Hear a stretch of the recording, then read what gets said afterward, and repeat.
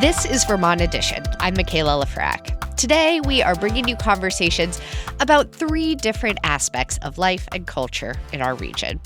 Later in the hour, we'll hear from Vermont's Teacher of the Year and one of her students, a junior at Winooski High School who just won a statewide poetry recitation competition. We'll also hear some delicious news about the local food and beverage scene, including some Vermont finalists for the food world's biggest honors, the James Beard Awards. But first, we are tying up our sneaks and hitting the court. As we transition from winter to spring, local high schools and college athletes are starting new sports seasons. Here with an update on athletics in our region is the sports director for WCAX, Jack Fitzsimmons. Jack, welcome back to the show.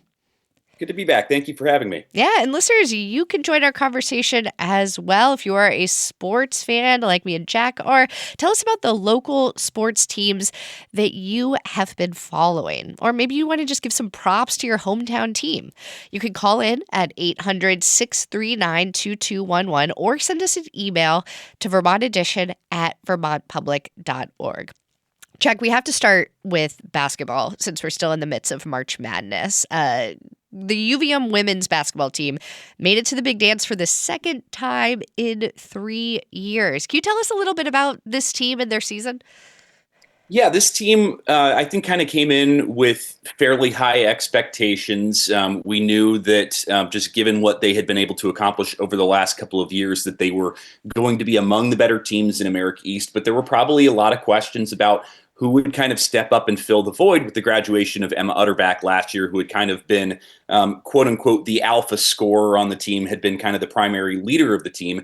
And what we really saw is, yes, a lot of players stepped up, but there wasn't a true number one. And I think that ended up being a huge benefit to the team over the course of the season, because it really limited other teams' abilities to kind of key in on one player to make it difficult for UVM to really be able to do much offensively. And Olsen was probably the primary focus for teams when they were game planning, but we really saw Nicola Prieta step up in the front court, and that was huge for the Cats this year, kind of giving them that secondary front court scoring option. Kat Gilby coming back from injury, the CVU alum, she was phenomenal. Bella Vito had another great season in her senior year as well, and Kira Hansen able to come off of the bench after starting for most of the year and really provide the Cats a spark when Sarah Erickson kind of stepped into that starting role for Vermont. So it was really cool to see what they were able to do. They had a little bit of some hiccups in the early part of the season after picking up a big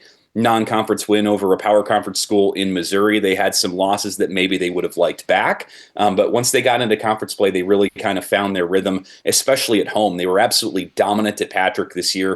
I don't remember the exact numbers, but I think of their last 7 or 8 home games, they won almost all of them by more than 20 points. And then they were kind of able to take that show on the road and beat Albany in the conference championship game. And they really put on a very strong showing for probably 25 to 30 minutes down at NC State. Yeah, it was tied until halftime. Absolutely. Right? It was neck and neck, and then even into the third quarter, it was such an exciting game to watch. I feel like it was so hard seeing that final score because there was about a 20-point differential at the end. Right. But they had played so well that final score doesn't reflect that.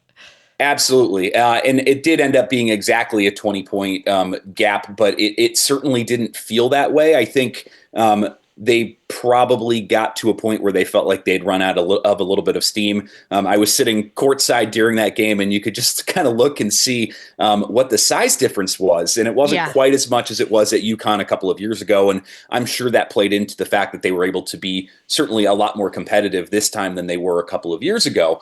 But it was just incredibly impressive to see what they were able to do. The probably bad shots that they were able to bait NC State into for much of that first half, and being able to build a lead. They're able to score inside and outside. And as I mentioned earlier, Kira Hansen, she was incredible in that game. That was one of the best games we've ever seen, if not the best game we've ever seen from her in a Vermont uniform. So it's really encouraging kind of going forward, even though they're losing Olsen and Vito and Erickson, among a couple of others who didn't play as big a role this year, that there is certainly some talent in the pipeline, and there's certainly some players coming back that they feel like they have every opportunity to win the conference again, go back to the NCAA tournament and be competitive. If not, maybe try and pull an upset next year. Yeah, Kira Hansen could not miss in that game. My daughter got her T-shirt signed by Kira at the end of one of the UVM's home games this year, and it's now her most prized possession. So in the off season for both men's and women's basketball, there's a lot of action going on now with the transfer portal system. Right. I wonder if you could kind of give us an explanation of that for those who aren't familiar, and then also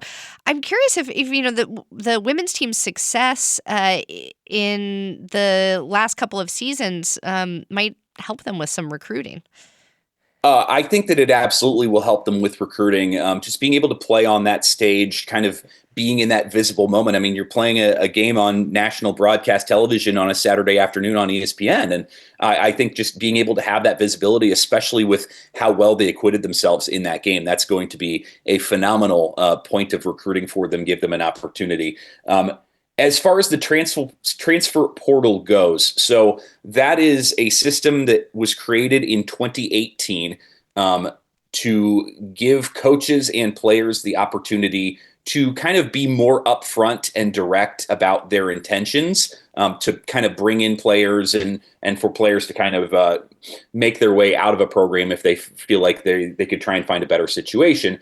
And I think that at least initially for the first couple of years, it worked really well, because there were certainly situations, probably less so on the women's side, but more on the men's side, where there was maybe some recruiting practices that, skirted the lines, skirted the rules. And I think that having this kind of more open system where everybody kind of knows who's looking for the possibility of transferring, and kind of coaches can kind of make their intentions known.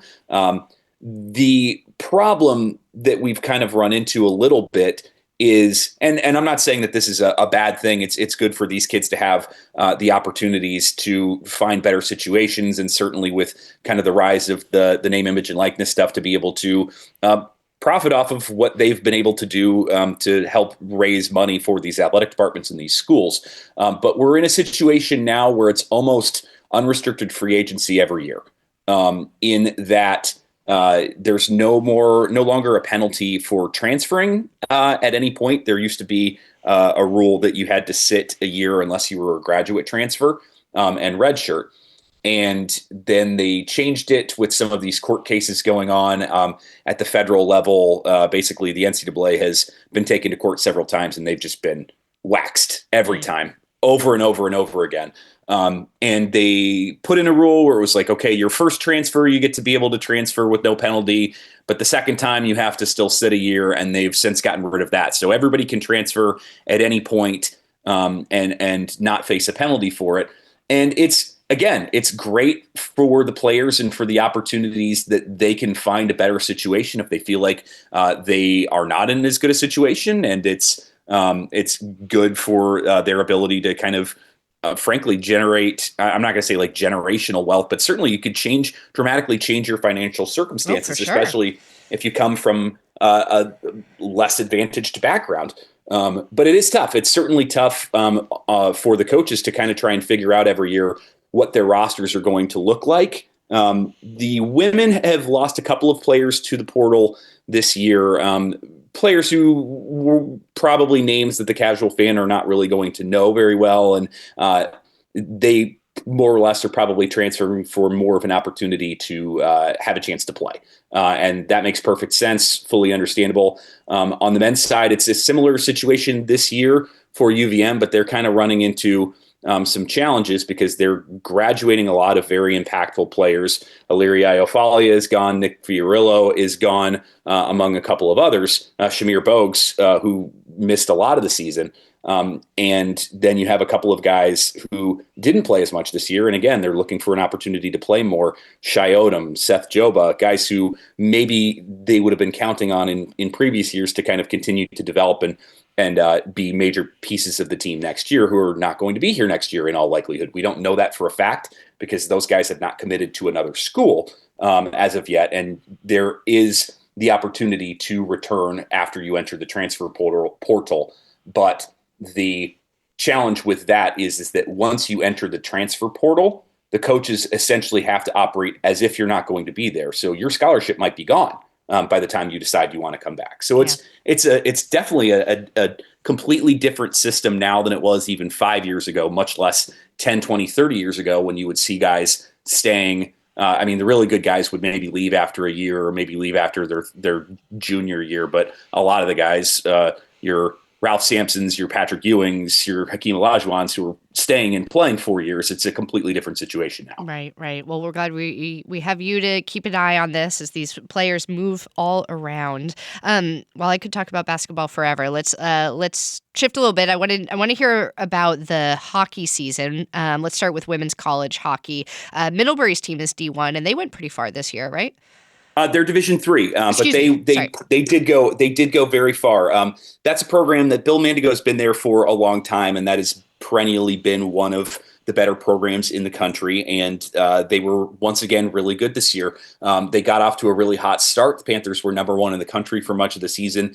They maybe slipped a little bit kind of towards the later part of the season because the NESCAC, the league that they were in, was very good this year, as evidenced by the fact that Amherst also was able to make the D3 Frozen Four, much like the Middlebury women were. And Amherst actually beat the Panthers in the national semifinals this year, but still an incredibly successful season for the Panthers, being able to go back to the Frozen Four. This is now the third time in 4 years that they were able to do that.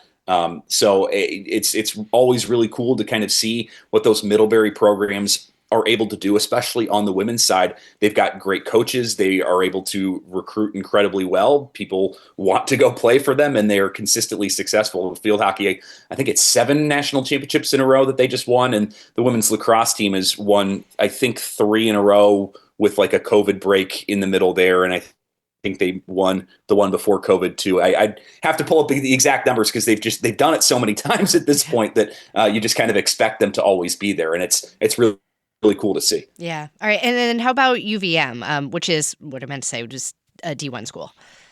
Yes.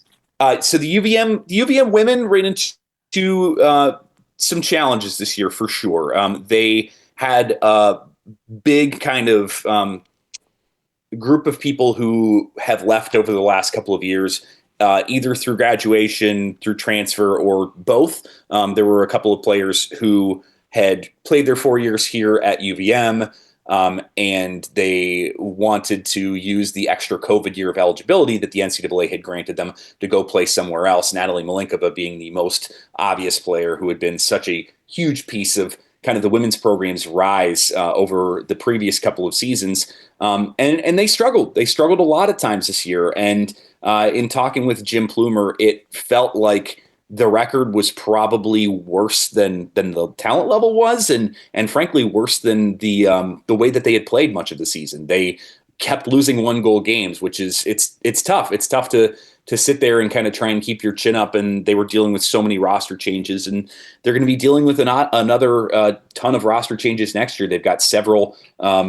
freshmen coming in next year. They're going to dive into the transfer portal a little bit more. Jim told me that they're probably not going to bring in as big a class as they did this year, although they were happy with the 5 transfers that they brought in, and I think 2 of which are coming back next year. On the men's side, they affirmatively were better. Just watching them play this year, they were significantly more competitive against some of the best teams in Hockey East. They were able to consistently, night after night, go out there and have opportunities to win, and the record didn't show it. And the reason for that, there's a couple of reasons potentially for it. The most obvious being that this is one of the best seasons that Hockey East has ever had. They got 6 teams into the NCAA tournament, and I think UVM had like 3 or 4 wins over those 6 teams that ended up making the NCAA tournament. And BU is the only one left. They're going to the D1 Frozen Four right now. But it's going to be interesting to see. UVM is losing a good number of seniors and 5th-year players, guys like Joel Mata, guys like Will Zapernick, who are moving on this year. But they also had a ton of really talented freshmen, guys like Colin Kessler, who was named to the Hockey East All-Rookie team, Max Strand, who was a Mr. Hockey in the state of Minnesota, a year ago and played pretty well. And Blake Steenerson was another really good freshman on the team this year. So talking with Coach Weidler recently, he feels like there's an opportunity. There's an opportunity to kind of step up and grow, but there also might be a little bit of growing pains in the early part of next season. They're kind of trying to make sure that those guys trying to avoid the sophomore slump as best as possible, while also kind of stepping up and kind of taking bigger roles, and also asking the guys who were in that sophomore and junior class who had been kind of deferring to the fourth and fifth years. He wants them to kind of step up a little bit more and be kind of leaders in addition to those younger guys who were freshmen this past year. Jack, do you like sports? A little bit.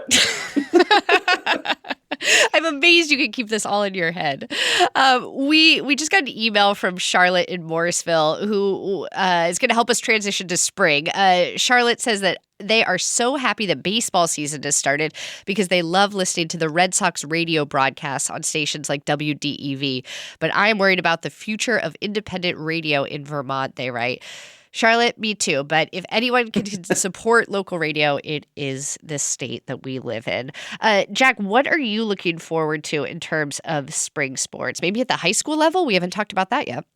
Yeah. So at the high school level, it's always interesting to kind of, I don't know, try and take a 10,000-foot view of what you're dealing with, because the season starts so late here in Vermont relative to many of the other states around the country. It's better than North Dakota. I can remember talking Curse to you, mud season. Oh yeah. So again, it's these teams they basically you finish up your spring sports in early to mid March, depending on what sport you play and how far your team goes, and then you kind of sit there for a couple of weeks and you start practicing a lot of times in the gym, and then finally you're able to start getting outside. And this coming Monday is supposed to be, quote unquote, the first day that high school spring sports are allowed to play competitive varsity games. I'm not counting on a whole lot of baseball and softball games being played on Monday, just as a general rule. But teams like a Burlington or a South Burlington or a Rutland or Burr Burton on the lacrosse field will probably be kind of some of the first teams that we see be able to get outside and kind of start playing these games. And a lot of times those teams maybe have a little bit of an advantage. Now, it is interesting to kind of see just what CVU has been able to do, both from a baseball perspective and a lacrosse perspective, consistently being one of the dominant programs in the state. South Burlington was able to win the boys lacrosse title 2 years ago, but CVU was able to take it back in Division I last year. South Burlington got the better of them in the baseball final last year, but I believe South Burlington also graduated a lot of players from last year's team. You look at softball, and Missisquoi was a great story last year in Division I softball. They were this program that they were always there. They were always right there, and they were just a little bit behind a BFA or an Essex or a Mount Anthony, and they just couldn't quite get over the hump. And last year they were able to do it. They were able to win their first Division I softball state title in 30 years. And we know that all the people up in Swanton and Highgate and kind of that area were all very excited about that. Looking at kind of some of the other division teams, I mean, you always expect a Blue Mountain to be good at both D4 baseball and softball. You look at, White River Valley is regularly a team that's competitive. Danville is a team that's competitive on the baseball diamond as well. Oxbow is always in the running in D3 softball. There's a number of teams that you kind of keep an eye on. And when we look at the schedules kind of early in the year and we kind of start mapping out like, okay, who are we going to be able to get out this afternoon and kind of get to see them play? And we'll get maybe a little bit of a better idea of what teams are looking stronger as we get into the next couple of weeks. But we have a general idea of which programs typically are going to be among those programs who are going to be competing for state titles. Well, Jack, I hope you get to be outside soon watching some of these outdoor sports. I know I'm looking forward to that, as well as the new seasons for the Lake Monsters and the Vermont Green this summer. Absolutely. WCAX Sports Director Jack Fitzsimmons, thanks so much for talking sports with us today. Thanks again. Thanks for having me. Coming up, we'll get some news from the food world with 7 Days food writer Jordan Berry. And we would love to hear from you for this one. If there's a new restaurant you want to give some love to, maybe a place you tried recently that you think not enough people know about, call in and tell us about it at 800-639-2211. You could also email those restaurant or bar recommendations to vermontedition@vermontpublic.org. We'll be back in just a minute. Stay with us. Welcome back to Vermont Edition. I'm Michaela Lafrac. This week is one of my favorite weeks of the year to work in public radio. And no, I'm not going to bring up the membership drive right now. It is Public Radio Cake Week. Each day of the week, there's a different theme, and people at public radio stations across the country bake these elaborate cakes on that theme, and then they bring them into work for everyone to eat. We take pictures and share them on a group Facebook page, and it is so fun to see the entries from all around the country. Tomorrow, the theme is local pride, and at Vermont Public, that probably means we'll be seeing a lot of cakes with maple and apple and maybe some green icing for our green mountains. Long story short here, I have eaten a lot of cake this week, and I am due for a well-balanced meal. So here to point us in the right direction for a good hearty meal is Jordan Berry. She is a food writer for 7 Days, and each month she or one of her colleagues joins us for an update on food and beverage news from around our region. Jordan, it's so good to see you again. Thanks for having me back. And listeners, you can join us as well. If you have a recommendation for a local place to eat in your town, give us a call at 800-639-2211. You can also email those to vermontedition@vermontpublic.org. Jordan, we got some big news this week. The finalists for the James Beard Awards came in. What do we know about the local finalists? This is the Oscars of the food world, as we call it. Big deal, and it often feels like the news happens several times a year for this because it has multiple rounds. So there were a larger group of Vermonters on the semifinalist list, but this time we had 3 that made it through to the finals, 2 in national categories, which is huge. Wow. This is like Vermont competing against big cities all around the country, and it's really exciting to see. We have Wolf Tree, which is a cocktail bar in White River Junction. You should absolutely go there. It's a tiny little bar. It punches way above its weight on what you would expect from a small-town Vermont bar. And so they're recognized in the Outstanding Bar category. And then the other national category is Outstanding Restaurateur, which is the duo behind Honey Road and the Grey Jay in Burlington, Kara Chigazola-Tobin and Allison Gibson. And that's really about how they run their business, which is great to see, too. It's not just the food. It's, all the good they do with the community and supporting their staff and all of that. And these ladies, they have been nominated, 350 times for James Beard Award? It's time they win one. Yeah, and this is a new category. So I was looking at the qualifications for this category yesterday, and they have to have been in business for 7 years. Okay. And they can't have previously won a Best Chef award. So, maybe the always runner-up. Kara was a finalist last year for Best Chef Northeast. And so maybe this is their time. And, I think it would be so cool to be recognized in that kind of broader way for what they do as business owners. Oh. And then a regional category, we love to see Best Chef Northeast, Avery Buck from Mayday, which is one of my favorite restaurants. That's delicious. In Burlington's Old North End. And Avery's been kind of leading the kitchen there since July of 2023. He and I often connect because we're both Bennington County natives. He's from Pownell, I think. Oh. And he started down there in restaurants at 14 years old as a dishwasher. Really? At Kevin's Sports Pub, and then worked his way up. And he's worked at Hen of the Wood and Grey Jay, actually, and all around the hot spots of the Burlington area. But you often forget those Southern Vermont roots. So yeah, shout out to Kevin's. Yeah, Kevin's. And Avery is a huge Blue Ben fan, which I am as well. The awesome classic diner in Bennington. And we did a diner story last summer and called him up to be like, does it still hold up? They had new owners that switched a few years ago, and he said it does. So whenever May Day, they occasionally occasionally host a brunch. And if they do, you have to get whatever biscuit dish Avery puts out because it's inspired by the Country Benedict at Blue Ben, his love of biscuits, and that runs deep. Great tip. Okay. And all right, so we have these potential award winners all around our region, and then there's some brand new restaurants that have been opening up around the state. Can you tell us about a couple that have stood out to you? Yeah, I just reported about one that I have not eaten at yet, but I'm so excited. Tika House in Winooski just opened this past weekend or the weekend before, soft opening. That's in the spot where Grazer's was, which is the old Tiny Thai place right at the bottom of the circle.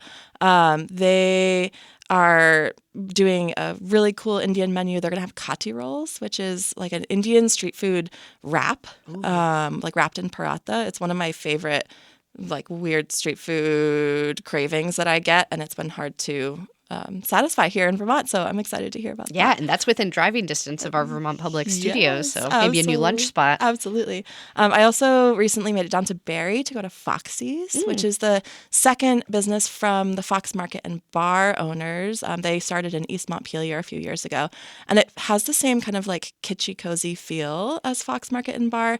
But co-owner Liv Dunton said to me, if Fox is your gay grandmother's living room, Foxy's is more like that of your queer eccentric aunt who collects all the dead animals and maybe was goth in her 20s. Oh, wow, that's so specific. Yes, but so accurate. Like, it's still living room. It's so cozy. It's welcoming for everybody. It's giving living room. Giving living room, but like dark academia living room, maybe, if we're going with that.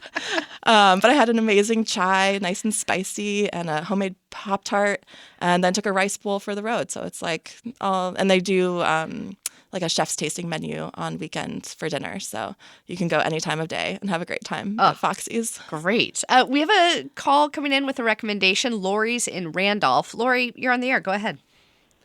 Hi. I'm calling to recommend the Oak and Iron, a new restaurant that just opened up here in Randolph a couple days ago. My husband and I just had a late lunch there yesterday.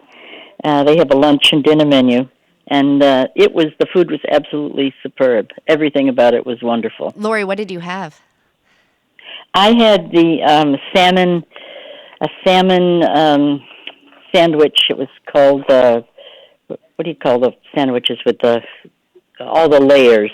A club. Ooh. A club sandwich, a salmon club sandwich was just wonderful. Everything is locally sourced. The bread is from a bakery in Northfield. It's just the food, and Dave had a French dip. They have a very sort of traditional kind of BLTs, but at the same time a nice twist on everything. And they have a complete liquor license menu. We didn't have anything, but it looked really nice. Oh, that's great. Thank you so much, Lori, for recommending that. Sorry to cut you off there, but you're getting some like hand claps from our guest, Jordan Barry. I just talked to Nate, the owner, this morning for a story in next week's 7 Days about what they're doing. He and his partner, Katie.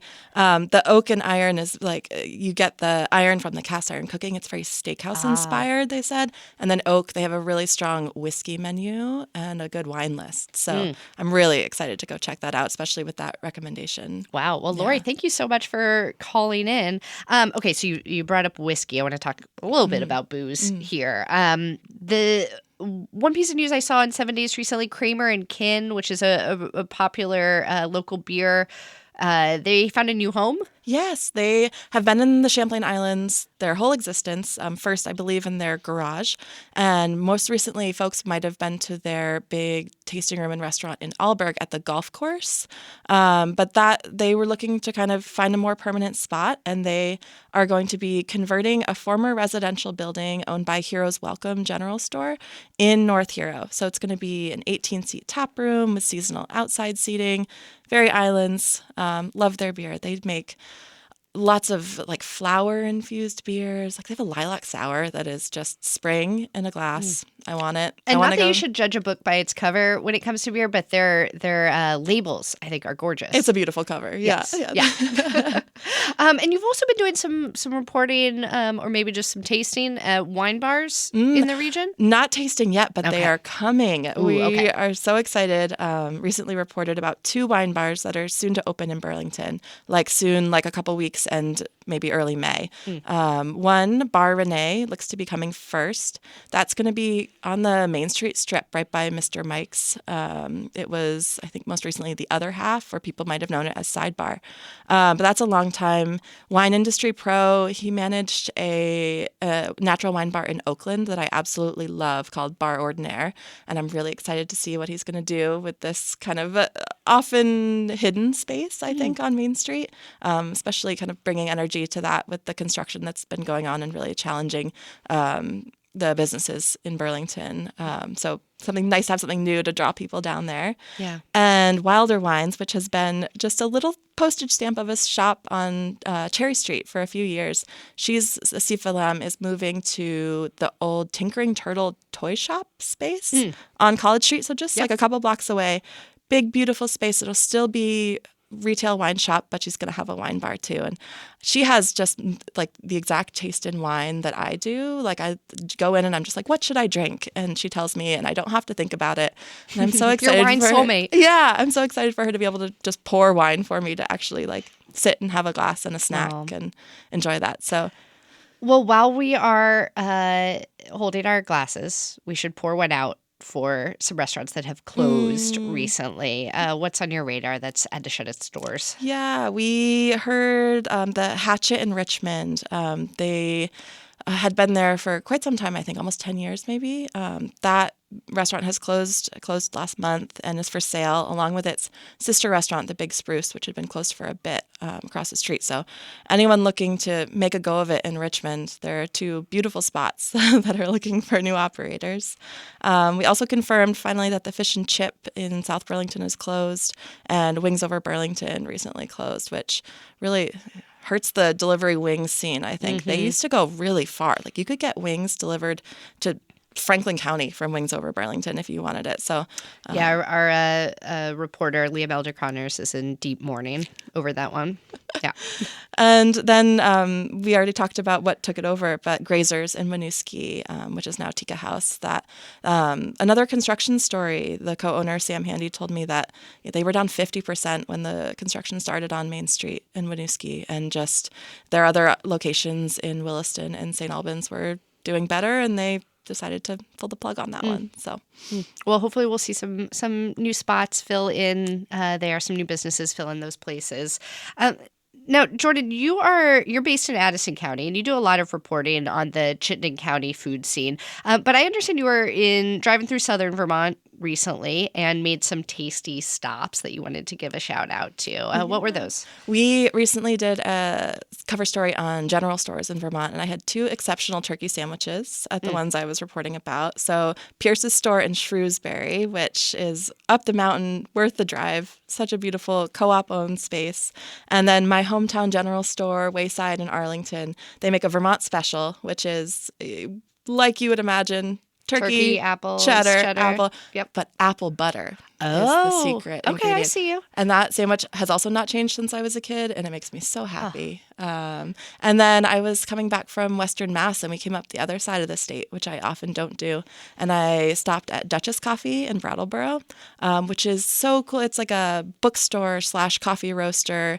And we had an amazing chai espresso glazed donut and a lavender latte, and it just got me home. Oh, wow. Okay, so you just brought up donuts, and I just wanted to tell you and anyone who's listening about one of the most delicious things that I have eaten recently, which was a pina colada donut at the new Cafe Mama Juana spot in Colchester, also very close to the Vermont Public Studios. And oh my goodness. I had a guava one. Oh, yeah. Yum. Get the donuts. My problem was that I ate the donut there as an appetizer, but I also ordered the Tostones Benedict with a house smoked brisket and something else I'm not remembering, and a dozen empanadas to bring home. So I really respect that order. It was a really full day for me. Well done, Jordan. Thank you. Jordan Berry is a food writer at 7 Days. You can find her stories in print or at 7daysvt.com. Jordan, it's always so fun talking with you. Thank you. Now, if you enjoyed the conversation that you just heard, maybe consider making a gift to Vermont Public during our spring membership drive. Your dollars directly support programs like this one, as well as Morning Edition, All Things Considered, 1A, Wait, Don't Tell Me. Everything you hear on air is made possible by your donations. You are the reason that anyone can access public media for free and get reliable news and information about their community and the world. I think that's a pretty important mission right now. You can give online at vermontpublic.org or on our new Vermont Public app, newfangled, I should say. All right, we do have to take one more quick break. When we come back, we'll hear from Vermont's Teacher of the Year and one of her students in Winooski. You're going to want to hear their stories. This is Vermont Edition. Stay with us. Welcome back to Vermont Edition. I'm Michaela Lefrak. April is National Poetry Month. Every week on Vermont Edition in April, you're going to hear from a poet who lives in our region. They'll either recite poetry or recommend their favorite poems and collections or tell us about their own writing process. We'll talk with poets who have been writing their entire lives, as well as young people, including this year's Vermont Poetry Out Loud champion. Now, that's an annual poetry recitation competition for high school students all across the state. Our producer, Andrea Lorian, spoke with this year's winner, Mapenzi Selemani. She's a junior at Winooski High School. They were also joined by Mapenzi's teacher, Caitlin McLeod Bluver, This was in January. She was named Vermont's 2025 Teacher of the Year. Had you ever done any performing like that before, or was that your first time? How did you get used to the feeling of being on stage? The feeling of being on stage is not like something I've never done before, because at Winooski, they do prepare us like basically speaking in front of a class for Expo and Jumpo stuff. It's like exams, and you have to present in front of an audience, and I feel like I'm just used to be in front of people, and going on stage is kind of different. It was different for me for poetry because I think I have stage fright. Stage fright is real, and I think just going up there competing against my classmate for my first recitation was like a big part to like take that fright away. It was like a way of getting out of my comfort zone, and I feel like it was one way to like just stand up for myself because I've never done before, and it was just like amazing. I did it. Yeah. What tips would you have for people who feel nervous public speaking? It's the number one fear, is public speaking. So you've conquered the number one fear. Yeah. I feel like something to do for public speaking, generally I would suggest someone to just like take their time. And I feel like if you like struggle a lot to like speak in front of an audience, just practicing it yourself, basically watching YouTube videos, that helps, because I watched a lot of videos just for people, like for me to see how I'm going to perform it. I tried it in different voices, although I have my own. I was like, how did they do this? And just like take your time to learn by yourself, and then you can just do it in front of others if you learn it yourself first. Trying to like memorize my poems, I took a lot of time at home, so I was actually mumbling around the house almost all day long, to a point where my younger sibling, she's like 2 years old, she knows my poem, which is crazy. I want to ask you about the poem, The World is Too Much with Us. It's a sonnet by English poet William Wordsworth. It was a criticism of the first industrial revolution and the disconnect with nature. And I'd love to hear what about it connected with you. I was writing a poem in this class about nature, and I just wanted to find something similar to a theme of nature and how to raise awareness on it, because I feel like most people are disconnected to nature nowadays. They are not really paying much attention to it, and I felt like choosing something based on nature that would like promote awareness in some way. That's why I went to choose that poem. And I also wanted to ask you about the poem I Remember by Thomas Hood. You just smiled. I please tell me why that poem made you smile. So I chose the poem I Remember by Thomas Hood because it reminds me of my childhood. Yeah, and just looking at it, it just felt like it was meant for me. And like everything in there, although it may be like paraphrased differently, I just felt a strong connection to the house where I was born, and that was in Zambia. So coming here in America and like seeing this poem written about my house back in Zambia is just like a big part that like came back for me, and it was just a great thing to choose it. I just felt like it was for me. That's one of the beautiful things about art is it transcends time. How do you take someone else's words and make them your own?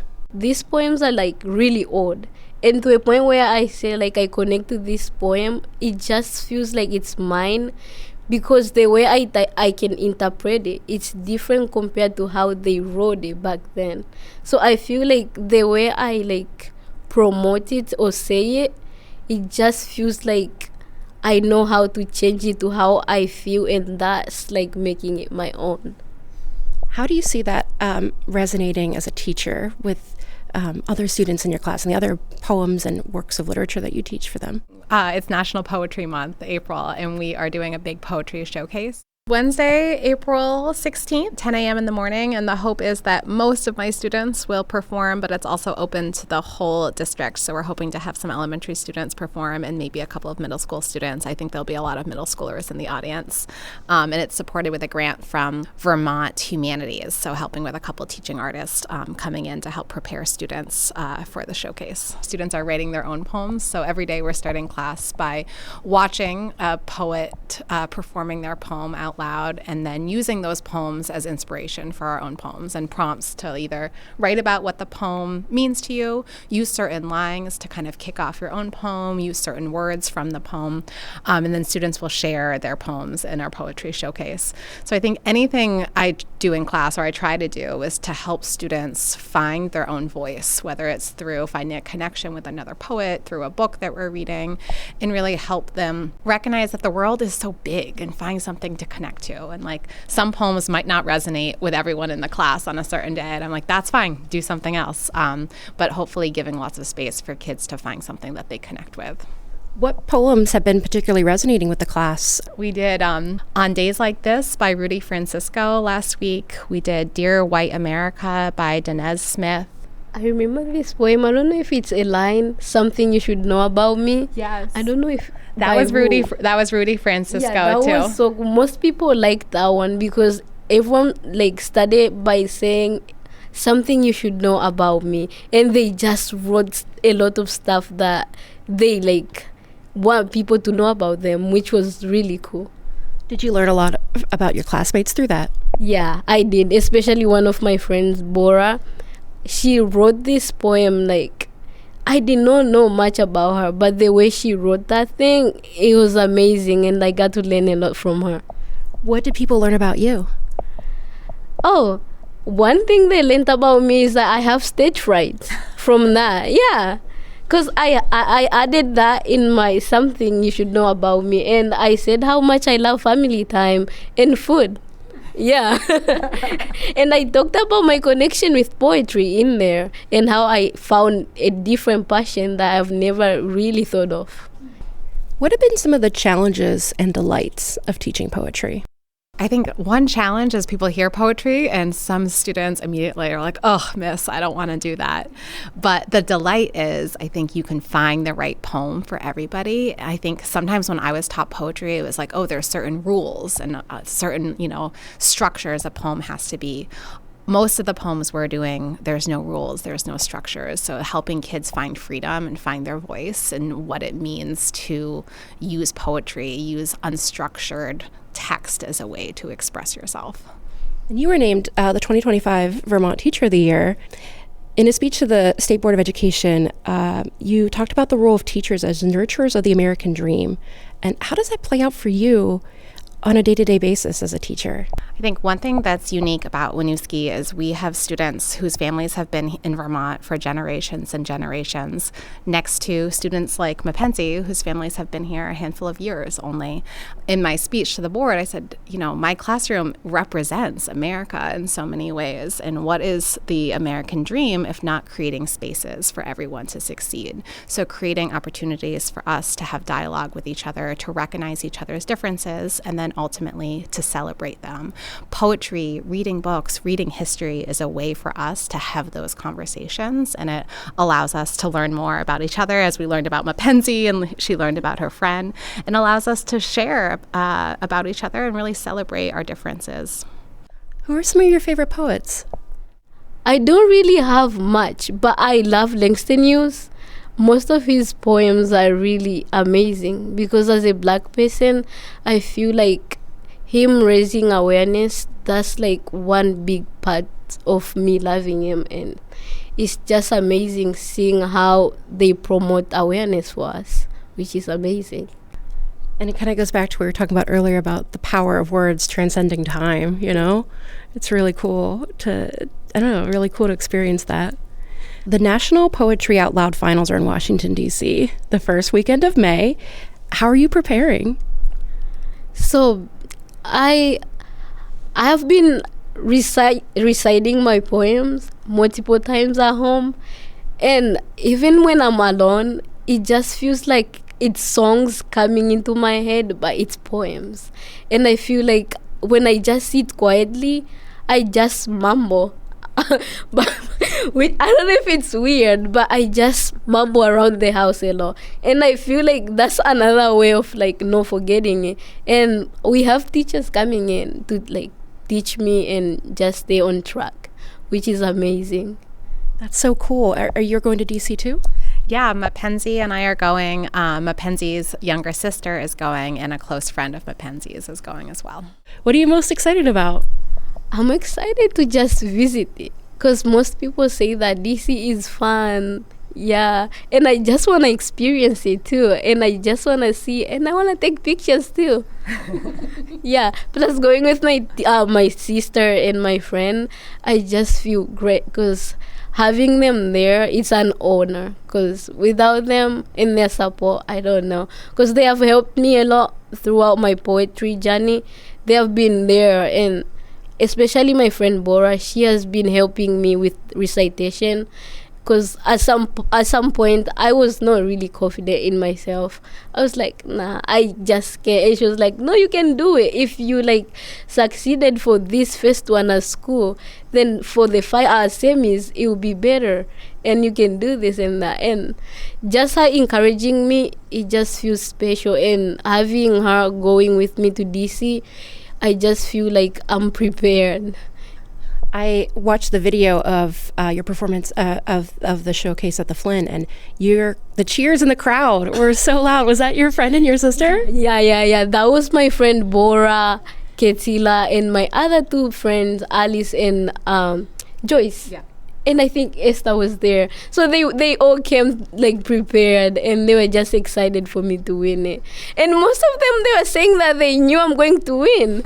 Yeah, which was, I don't know. And it was just exciting to hear how much support I had.